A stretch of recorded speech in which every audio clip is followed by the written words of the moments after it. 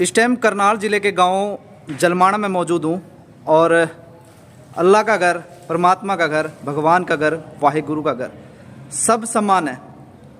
तो फिलहाल आपने जानकारी के लिए बता दूं कि ये रमज़ान का महीना है, बड़ा पवित्र महीना है और जितने भी आपसी भाईचारे के संदेश हैं लगभग एक दूसरे के जो त्यौहार है मना कर दिए जावे। इसी महीने में अगर हिंदुओं की बात करूं तो होली का जो त्यौहार है वो भी मनाया जाएगा। तो फिलहाल आज इस मस्जिद में मैं क्यों पहुंचा हूं, तो यहाँ पहुंच रहे हैं बसपा नेता इंद्रजीत जलमाना। आज जानेंगे उनसे कि आखिर कारण क्या है। हाँ जी इंद्रजीत जी, क्या कुछ कहना चाहोगे, आज मस्जिद में पहुंचे हो आप? सबसे पहले तो पंचाल साहब, मैं आपके शान ऑफ हरियाणा चैनल का धन्यवाद करता हूँ, आभार व्यक्त करता हूँ, जिन्होंने आज जलमाना एक पवित्र नगरी, परशुराम के पिताजी बाबा जगदम्बिनी ऋषि जी, ये उनकी नगरी है, उन्होंने यहाँ तप किया था। आप बाबा जगदम्बिनी ऋषि की पावन धरा पे आए हो, आपका स्वागत, आपका बहुत बहुत आभार। इंद्रजीत जी, सूत्रों के हवाले से जो जानकारी मिली है, जिस भगवान के घर पे हम खड़े हैं, तो ये आपके पास था, तो इसकी क्या कुछ पूरी कहानी है, इसके बारे में बताओ।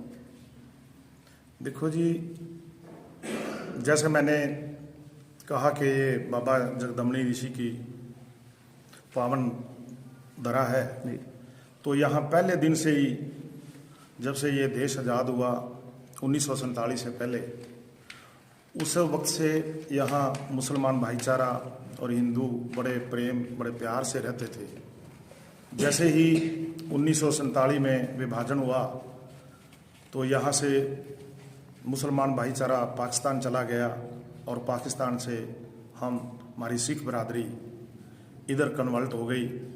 तो ये मस्जिद उस टाइम 1947 में एक सिख परिवार को अलाट हो गई थी। जो हमारे मकान थे वो यहाँ से जो मुसलमान पाकिस्तान गए थे उनको अलाट हो गए थे। जो उनकी ज़मीनें थी, मकान थे, वो यहाँ सिख भाईचारे को अलाट हो गए थे। उसी में एक सिख परिवार था जिनको ये मस्जिद अलाट हुई थी, तो वो पूरे परिवार के साथ इस मस्जिद में रहते थे। इस मस्जिद को तकिया वाली मस्जिद के नाम से पुकारा जाता है। तो इस तकिया वाली मस्जिद में वो सिख परिवार काफ़ी साल रहा। तो उसके बाद उन्होंने अपने खेत में मकान बना लिया। तो हमने, हमारे घर के साथ लगती थी ये जगह, तकरीबन 1.5 कनाल 2 कनाल के लगभग ये जगह थी। तो हमने उनसे, वो यहाँ से खेत में मकान बना लिया, वहाँ चले गए और हमने ये उनसे मोल खरीद ली थी जगह। तो जगह मोल खरीदने के बाद हमारे पास उधर रहायश के लिए आधा एकड़ के लगभग पहले से ही जगह थी।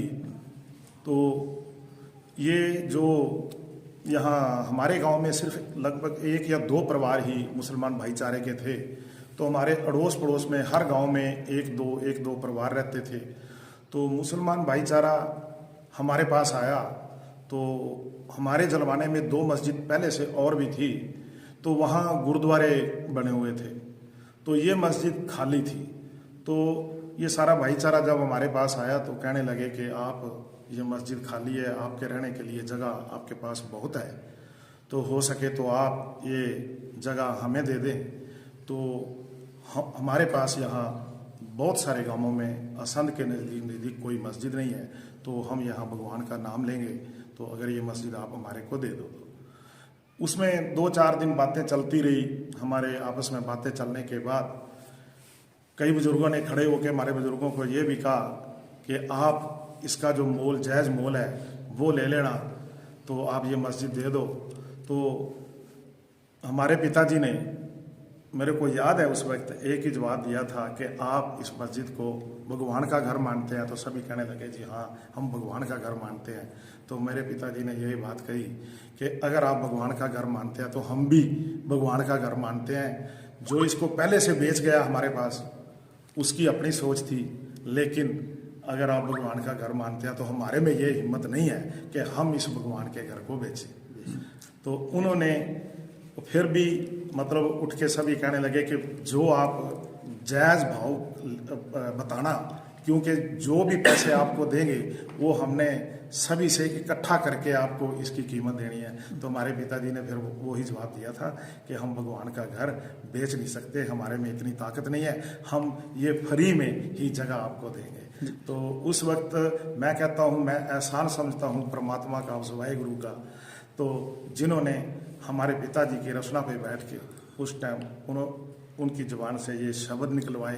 तो नहीं तो ये भी हो सकता था कि वो कुछ न कुछ इसका मोल मांग लेते, तो शायद हम उतना सुकून महसूस ना करते जो कि हम ऐसे ही परमात्मा का घर में पूजा हो, पाठ हो, उसके लिए हमने फ्री में दिया, हम इतना अच्छा सुकून महसूस कर रहे हैं। तो ये मैं एक बात और आपको कहना चाहता हूँ, ये हमारे परिवार की नहीं, मेरे पिताजी की बात नहीं, ये जो मेरा गांव जलमाना है, यहाँ पहले से ही छत्ती बरादरी में इतना भाईचारा है, कभी भी किसी ने आपस में तेर मेर नहीं समझी, कभी छुआछात नहीं समझा।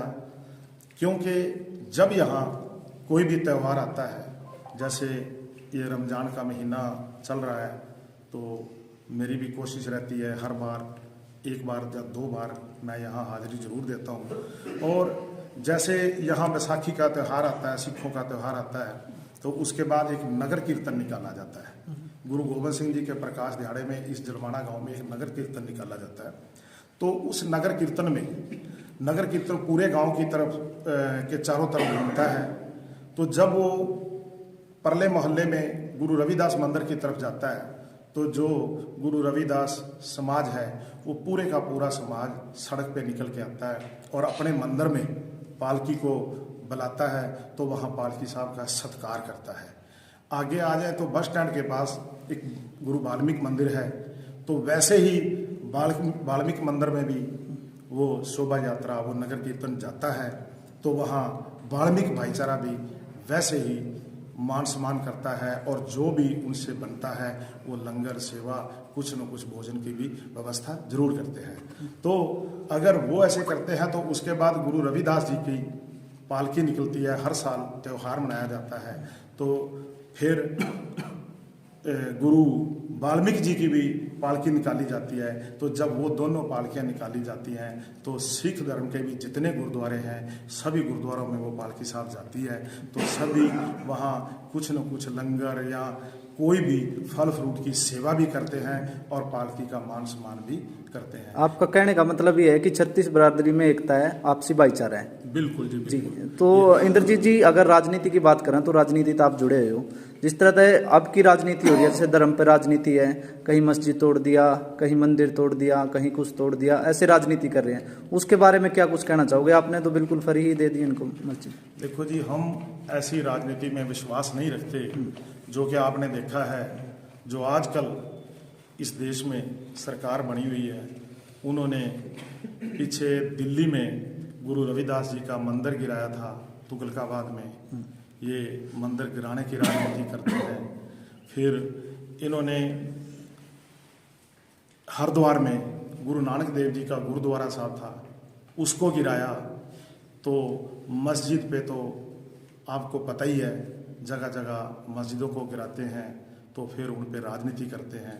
हम ऐसी राजनीति से दूर हैं और बिल्कुल लानत डालते हैं ऐसी राजनीति पे जो धर्म के नाम पे की जाती है, जो छुआछात के नाम पे की जाती है। इंद्रजीत जी, अभी जैसे होली का भी त्यौहार है और रमजान का भी पवित्र महीना चल रहा है, तो क्या कुछ संदेश दोगे? मैं तो जो 10 मिनटों से बात कह रहा हूँ, मैं तो यही संदेश दूंगा सारे भाईचारे को कि पूरे देश में जात पात को भूल के, ऊंच नीच को भूल के, जो हमारे रहबरों का, हमारे पूर्वजों का, हमारे गुरुओं का संदेश है, हम उसी रास्ते पे चल के सभी एकजुटता से, बराबरता रख के और जात पात को भूल के इकट्ठे रहें और खुशी खुशी रहें।